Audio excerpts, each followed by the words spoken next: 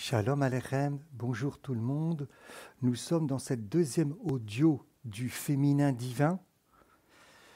Si vous écoutez cette deuxième audio, je vous conseille en tout cas d'écouter la première audio. Et pour les gens qui ont écouté la première audio, nous allons donc pouvoir donner la suite Bezrat Hashem. Féminin divin, Malchut, la royauté divine, la parole de Dieu et le féminin divin. Nous l'avions vu déjà en rapportant Bati Legani, la Shrina, la présence de Dieu et féminin divin.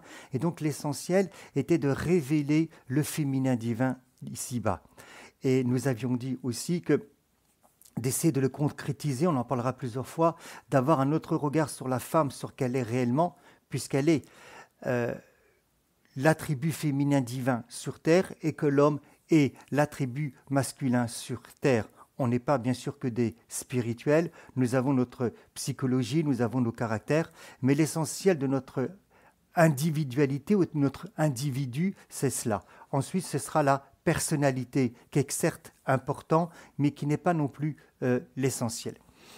Nous avions parlé donc aussi de Rabbi Nachman de Breslev, où il faisait un lien entre la parole, que la parole était féminin, avec la royauté. Nous allons donc continuer et voir ce que nous dit donc Rabbi Nachman de Breslev et d'autres commentaires.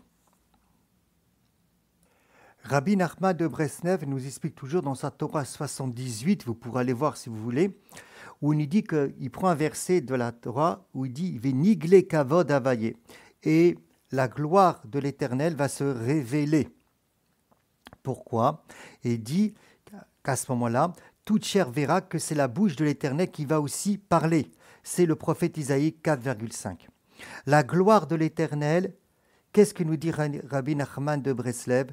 La gloire de l'Éternel qui va se révéler, ça équivaut à la présence divine, donc au féminin divin. Ça veut dire qu'à chaque fois où je vois le mot kavod dans la Torah, dans les psaumes, je dois avoir cette intention que c'est Akadosh Baruch Hu, que c'est le Créateur, la transcendance divine, qui se révèle à travers la Shrina, à travers la présence divine, à travers donc le féminin divin. La gloire équivaut au féminin divin. La gloire équivaut à la présence divine, à la Shrina. C'est ça lorsqu'on parle de la gloire de Dieu, lorsqu'on parle du kavod d'Hachem. Et donc, Rabbi Nachman de Breslev nous dit que le rayonnement de la présence divine, donc le rayonnement de cette malchoute, le rayonnement de ce féminin divin, va rayonner, c'est-à-dire la royauté se dévoilera et grandira. Car le but, c'est que la royauté se dévoile dans ce monde-ci matériel. Nous avons peut-être trop tendance à croire que le monde matériel n'a aucune connexion, n'est pas du tout relié au monde spirituel. Et que nous pensons que nous aurons peut-être une plus grande connexion avec le Créateur, avec la transcendance divine, uniquement dans la spiritualité, dans nos actes de spiritualité. C'est une erreur fondamentale. Nous l'avions apporté à plusieurs reprises, je le rapporte encore une fois. Nita vulo liot betartonim. Dieu, il a un désir. Le désir, c'est ce monde matériel. Ce n'est pas les mondes spirituels. Le désir, c'est le monde matériel, et dans ce monde matériel, il souhaite révéler sa royauté pleinement. Et ça, il veut révéler, désirer, dévoiler son féminin divin. Alors bien sûr, encore une fois, ce n'est pas exclure le masculin, comme on a dit, c'est un couple. Mais j'avais déjà donné dans plusieurs endroits, je le redonne, c'est que, regardez, prenez le ciel et prenez la terre.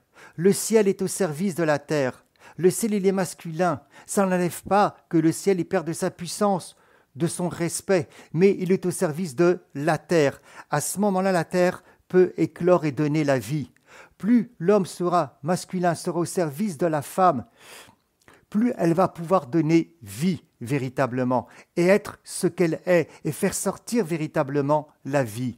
Être au service de la femme, ce n'est pas se rabaisser, ce n'est pas se diminuer, c'est être véritablement ce qu'on doit être en tant qu'homme pour vivre dans cette humanité-là, dans ce couple, si vous voulez, le fait d'être véritablement à l'image, à la ressemblance de Dieu. Dans un autre texte du Rabbi Rachab, qui était le père du rabbi Yosef Israq. Vous pouvez taper sur Internet, Lubavitch. Dans la Mahamar, un discours qu'il a fait en Tav Resh Nuntet, il nous dira des Mishkan ou Bechinat Malchut.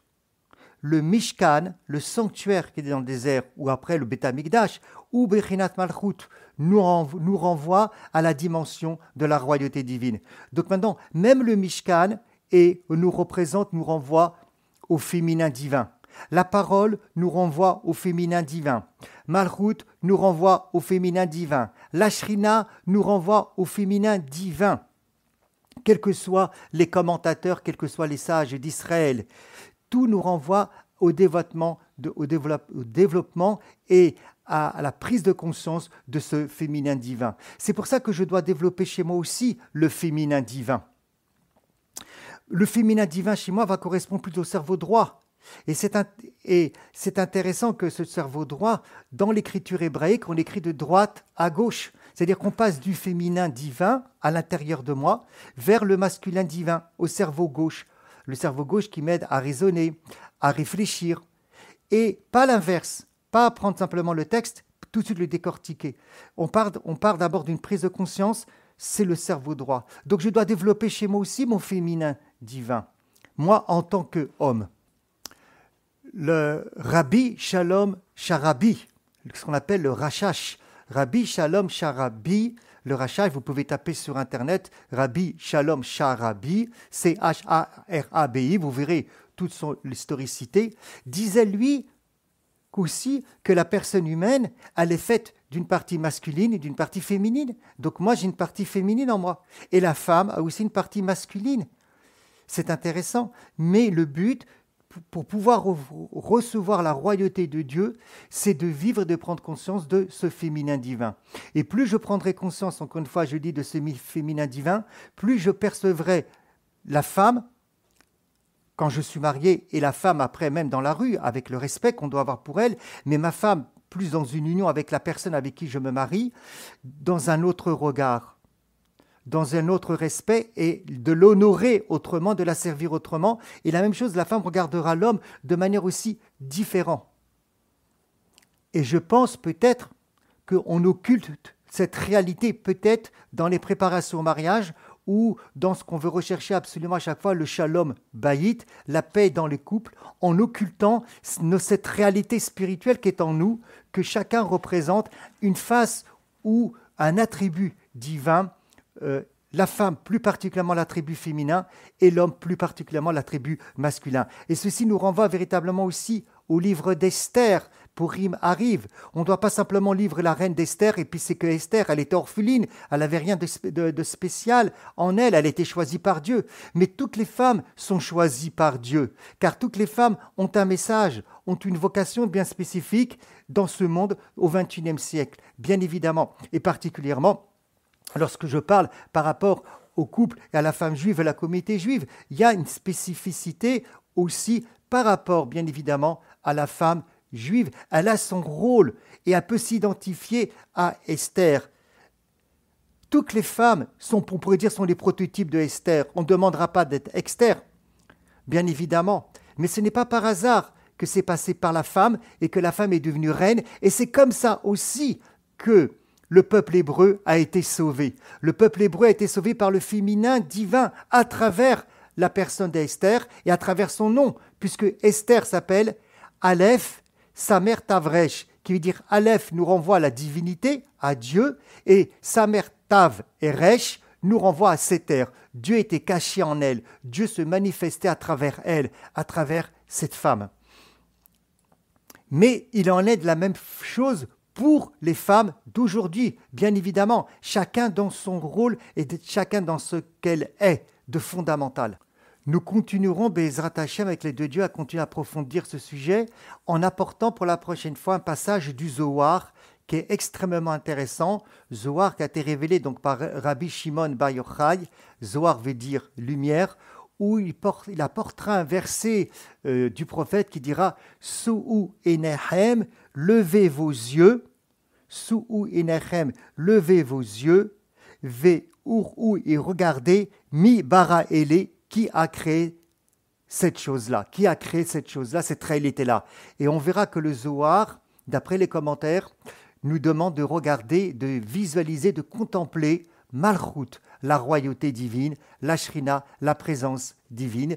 On approfondira avec les commentaires cette partie de Zohar. Si encore ce message vous a plu, merci de le partager, merci de vous abonner à la chaîne Torah Or. L'essentiel, que chacun puisse prendre conscience d'être plus ce qu'il est véritablement, pour qu'il y ait une plus grande harmonie, une plus grande lumière au sein des couples déjà, au sein de la famille, et qu'on puisse éclairer à l'extérieur. À la prochaine audio, prochain partage sur Torah Or. N'oubliez pas encore une fois, si vous avez des commentaires ou des questions, avec joie et dans le reste.